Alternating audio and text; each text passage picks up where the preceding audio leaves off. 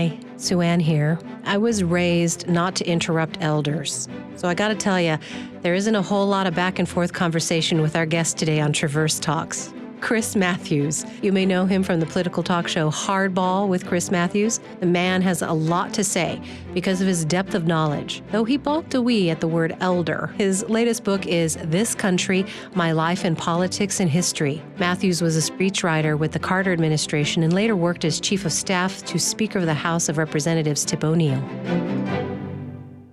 When are you going to really retire, Mr. Matthews? I think a lot of guys my age, or women too, go into golf, and then they become fanatical about it. Well, I'm not going to do that. You don't want to do that? I think tennis is more my speed. Amazing. And I like to read a lot. I'm a nonfiction reader. I can't get into fiction. I can't get into historic fiction because I never know what's true or not. But I'm working on the next book. I did Jack Kennedy. I did Kennedy and Nixon, their friendship and rivalry. I did Bobby Kennedy. And now I'm doing Ted Kennedy for Simon & Schuster, finishing the hat trick there. Because he had a long career, unlike his brothers. And what I find interesting about him is he kept trying for the presidency. Yeah. He ran against Jimmy Carter. He resisted. They did not like Nixon in the White House. Why didn't he ever win? Why didn't the people ever say yes? Chappaquiddick, I think. Oh, okay. I think that's what stopped him. And I think he, in the Iranian hostage crisis of 1979, blew him out of the water. The American people rallied around Carter. And but he did, Teddy, I just realized he wanted to run in 84 again. So there's something that he was, I think, complicated. That's why I make it. Did he really want to run for president, or did he think he had to because of his brothers, to prove to himself to his father?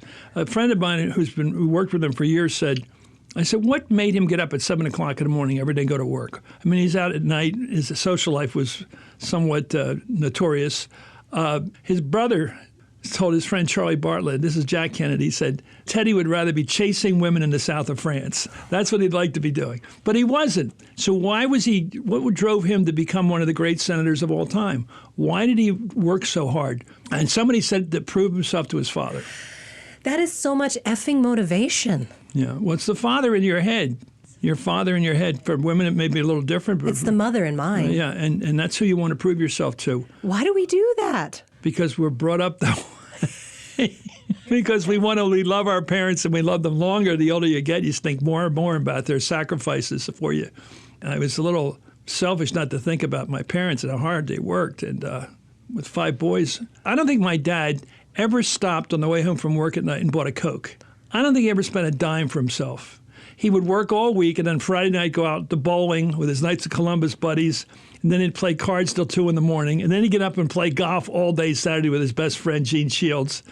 And his idea was to work really hard, play really hard as a faithful husband, but go out, hang out with your buddies, and somehow get to church on Sunday at 8 in the morning. Had to go to the early church. That was a big thing. Catholic. It had to be early Not church. 7:30? Yeah, then say if you go later, nightclub people, they don't get it. You're supposed to go early in the morning. So they'd come back with the donuts and tell us, you better get to church. I love it. It was pretty traditional. Joe Biden, I think, grew up like me. Really? I think he had a pretty traditional Catholic middle-class existence, yeah. Well, your motivation, you have such a long career in politics, speech writing. For 6 years and fighting with Reagan, I was Jimmy Carter's speechwriter on Air Force One.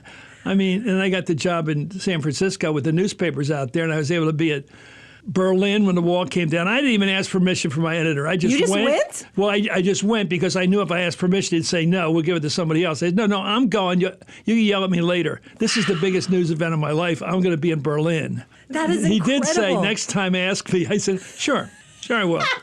Next time they'll bring me down the end of the Cold War, I'll tell you about it. So did you file that story and they just got it? They're like, what the hell? I'm standing in the rain at Brandenburg Gate on a Wednesday. The wall had started to open up that weekend before, and I'm interviewing people like on Hardball. I'm interviewing people in the rain, and I had limited German from school. I had 4 years of it, but I could ask some questions, and I go, was ist Freiheit? What's freedom mean to you?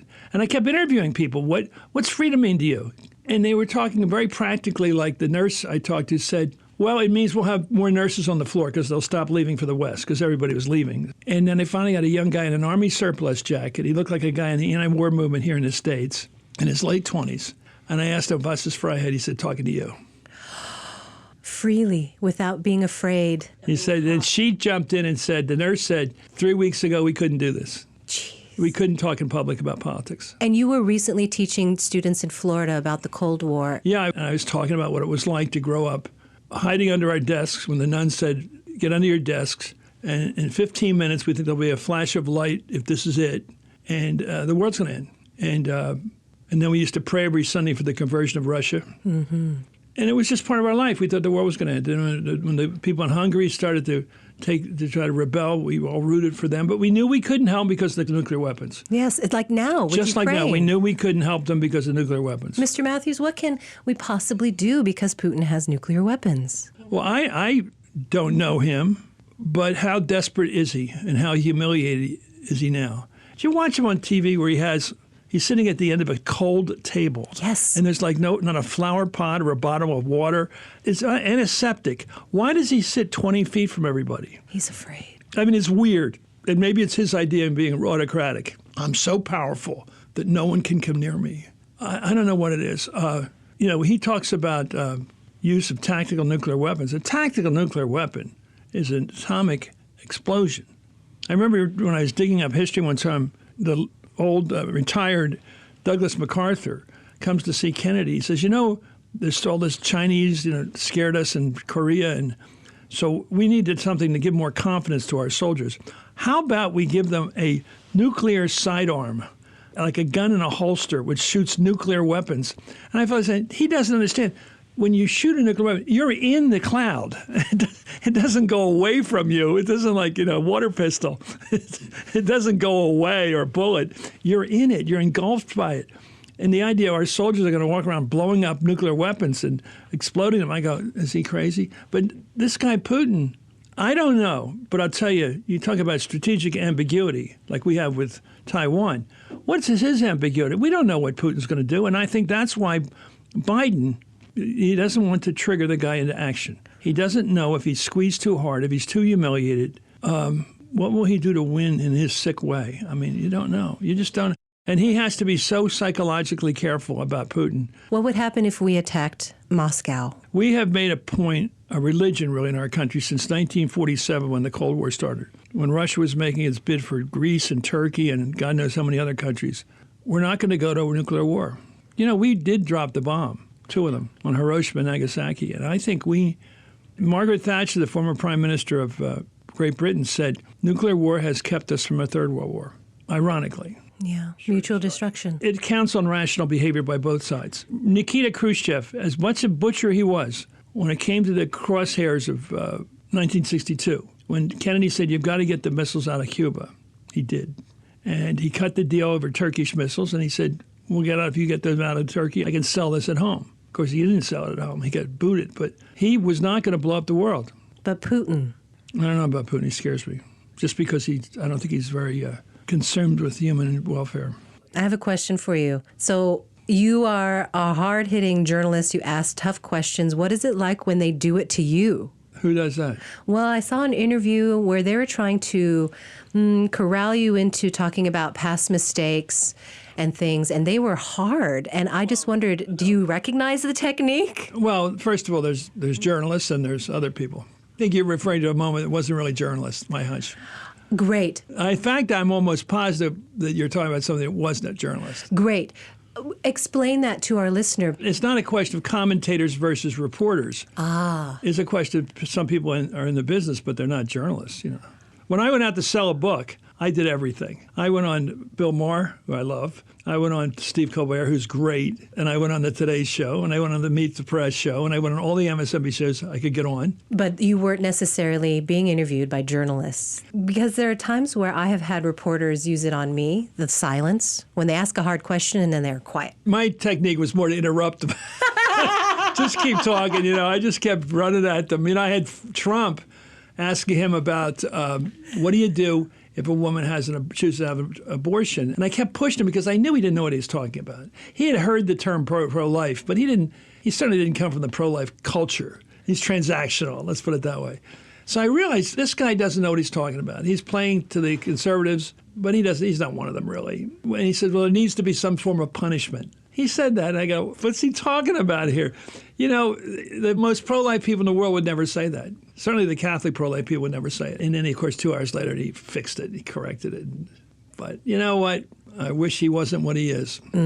I wish tomorrow morning or today he would get up and say, you know, a lot of this stuff I've said about the election is just dishonest. And I shouldn't be doing it. It's not good for our country.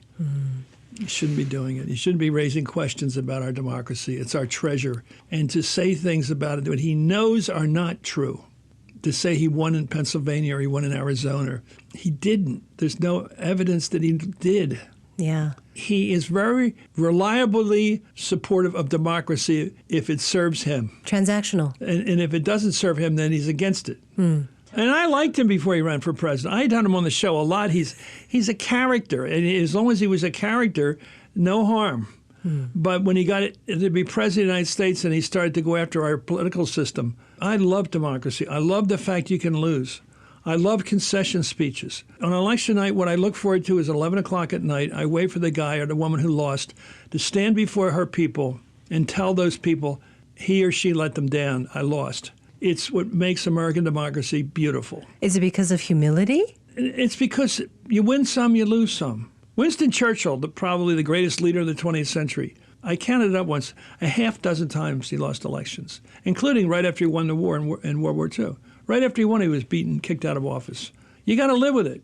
And you got to be accepting as defeat as you are a victory. You have to buy that deal or don't go into politics. Because politics means in most cases, like in baseball, you're going to lose some. You know, a great baseball team loses a third of the games. I mean, a great baseball team loses a third of the games. You know what I mean? Yeah. I mean, you got to get used to losing. And Trump won't accept it. It's one thing I don't understand.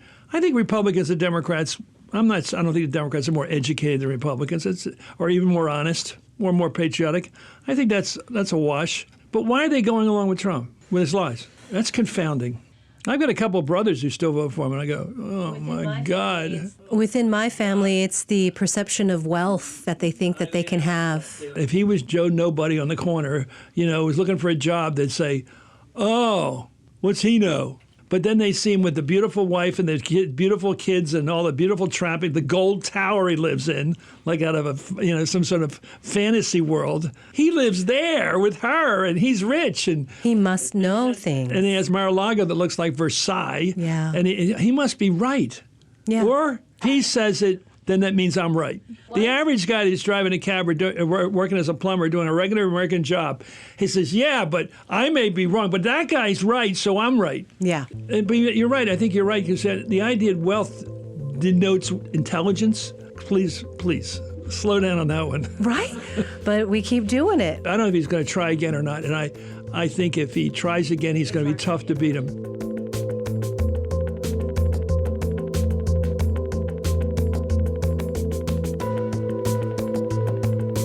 Did you know Traverse Talks is also on YouTube? To watch full episodes with closed captions, search Northwest Public Broadcasting on YouTube and subscribe so you never miss an episode.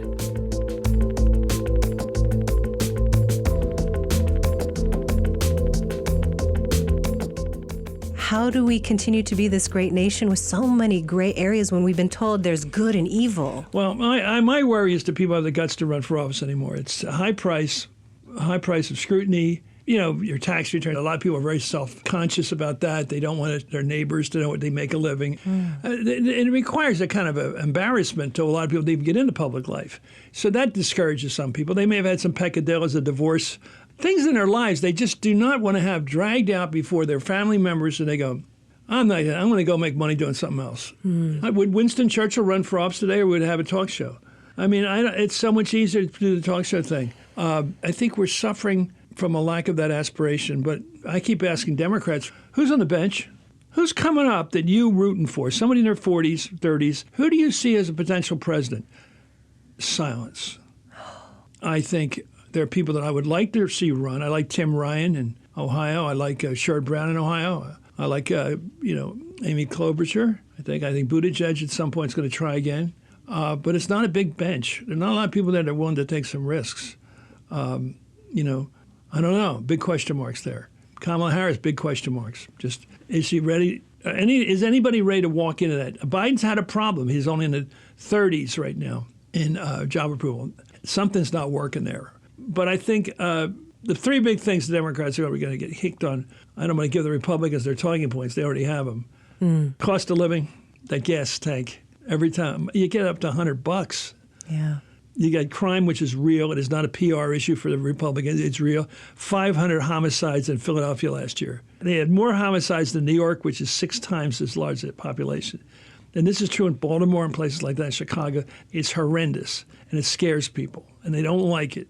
And third, the cultural questions, the border, of course, all the questions about racial history, education, gender issues, all that stuff. It's a lot. It's too new for a lot of people, just too new. Societal changes. It's all around people. And Do you feel like it's the 60s in a way? Remember how much change was just... Today it's more amorphous. There's just so much change going on. But we have to still, with all this change, think about the Midwest white guy and not the bubbling up of the different mixed folks. It's all part of it. I'm talking about the politics and how it works, how they win.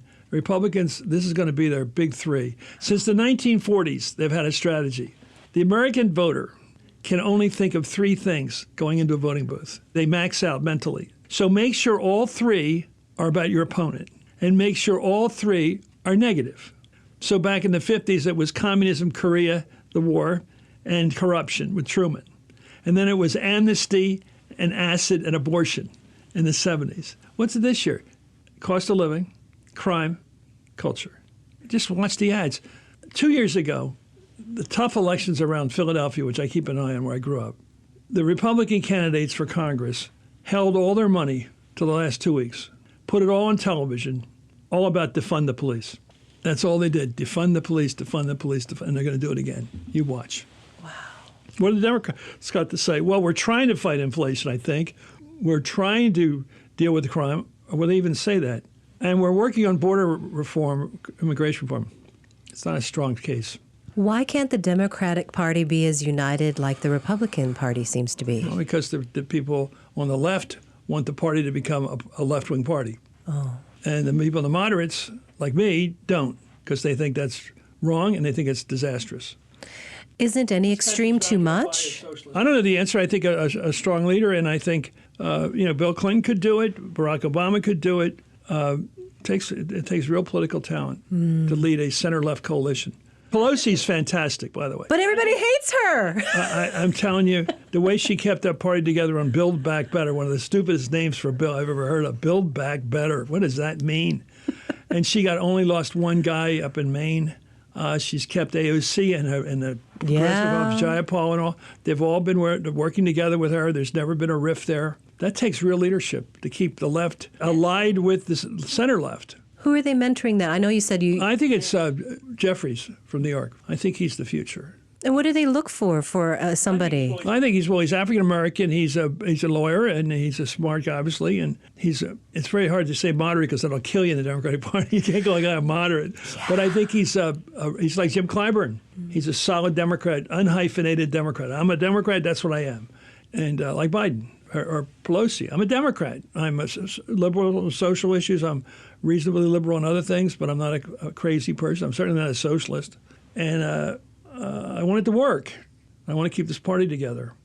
But what about the people? What are the goals for the people that they serve? Well, they're the ones that serve them. Tip O'Neill was a guy who spent 50 years looking out for the working class people of North Cambridge.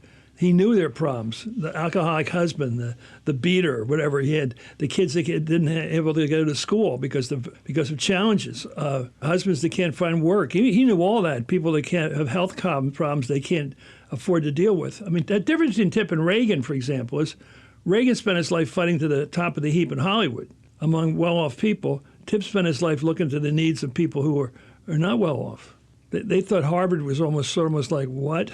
That was a different world for those people. A few miles away, but that's the elite. We're not the elite. And I think that's what a good congressperson does. They spend enough time listening to people's worries in real life, almost like a pastor, that they become more sympathetic. They become more. It's a real vocation to have people call you up knowing that they called you out of desperation. If they knew somebody they had somebody with clout, they would call them. And so you learn life, And you become more of a liberal, a good liberal. That's my kind of liberal. The ones that care, they're not doctrinal about it. They just learn through life people need help. And yet, if you're too old, we don't want to vote you into office. Well, that's a practical concern, too. I don't know how Biden does it. I don't think it'd be easy being president ever. You know who made it look fairly easy was, I think, Barack Obama. Talk about Mr. Cool. Because he kind of smiled all the time. He's Sinatra cool. It's like he didn't sweat, literally. Amazing. He was a charmer, too, but the distance, not the right word, light, just like buoyant. I think he leads a challenging life. I'm sure his relationship with Michelle is real. Mm. And I think it's not easy. I think it's like a grown-up marriage. Yeah. Marriage itself can be challenging, and we all know that. Yeah. It's challenging, getting along with somebody else, Especially for the long haul. Mm-hmm. Hey, what do you think are some misconceptions people have about politics? Oh, here's the one they have. Okay. They think one of two things, and sometimes they think of both. One, these dodos don't even know what's going on around this. They don't think of anything. They just go to work, they collect their salary, they like being big shots. No. Most politicians, they're thinking ahead a few days. They're thinking, what's this week going to be like? Where am I at on this? Who's coming at me? When I met with Tip every morning, and there's two of the other, Ari Weiss and Kirk O'Donnell, he would grill us like a vacuum cleaner. He would just, what do you hear? Do you hear anything? Anything in the cloakroom? Anything you see on TV? This is all implicit in this question. What do I ought to know? Anything out there? Anything special? He would grill us. He would always want us to know everything that our intelligence picked up. Who's talking against him in the cloakroom? What did somebody say on the weekend on TV? He wasn't going to watch that stuff. He survived because pretty late in his career because he was able to play golf or play cards for the weekend. But he liked the Golden Girls. That's the only thing he watched. It was always funny. That's Tip what he liked. O'Neill liked the Golden Girls. That's what he liked. But, the politicians they're always wary. They're in the jungle. Who's coming? What are the noises? What are the sounds I should be hearing? But they're not long-term. Some are. I have a friend who's a senator who, from the time he was a congressman, would track all the guys who came in with him. They were guys mostly. And where they're going to be on the committees they're going, and when they're going to be chair of those committees, like 20 years. It takes about 20 years, 25. You come in your 30s, you get to be powerful in your 60s. Generally, that's the way it works. And you have no power till you're in your 60s. So you have to. That's why people who come from safe districts eventually become powerful. Because if you can represent a district without any Republicans challenging you for 20 or 30 years, you'll eventually be chair of the, Ways and Means or something like that, or one of the big committees, banking or something. So seniority is very important to you. But he would track that. So he would have a rare case of a person who was very long-term in his thinking.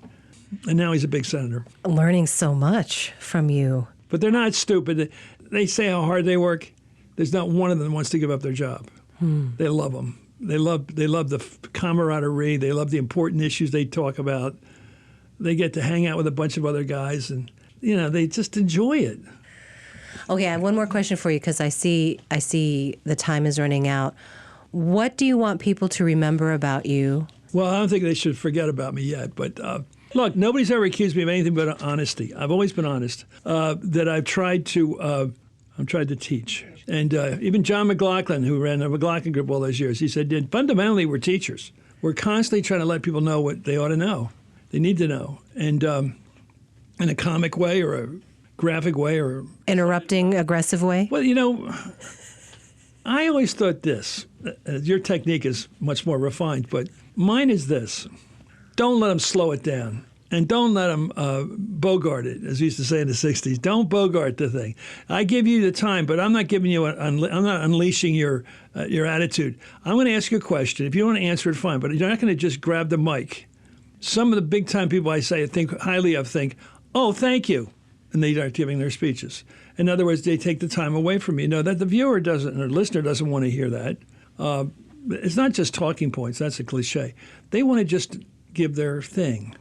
And that's not what this is about. This is about getting questions answered. I love Chuck Todd on weekends. I think he gets it. Tim Russert was great. The pro, Barbara Walters, they came on in to get the answers. Now, 60 Minutes can cut and edit like mad, and finally they get what they want, But in a live interview, you got to push. You got to push. And there's a speed people. Americans love basketball. It's fast. It's fast. That's why they love basketball. They love the fact you can turn a game around. A 10-point deficit you can turn around in 3 or 4 minutes. They love that. That's how you play interviews. You play basketball. Boom, boom, boom, boom, boom. I get the ball back after they score the number. I get the basket. Give me the ball. Give me the ball back. That's winners. Interrupting. I have enjoyed our conversation so much and learned a lot from you. Thank you. And I hope our listener does too. Thank you, Mr. Matthews, for the time.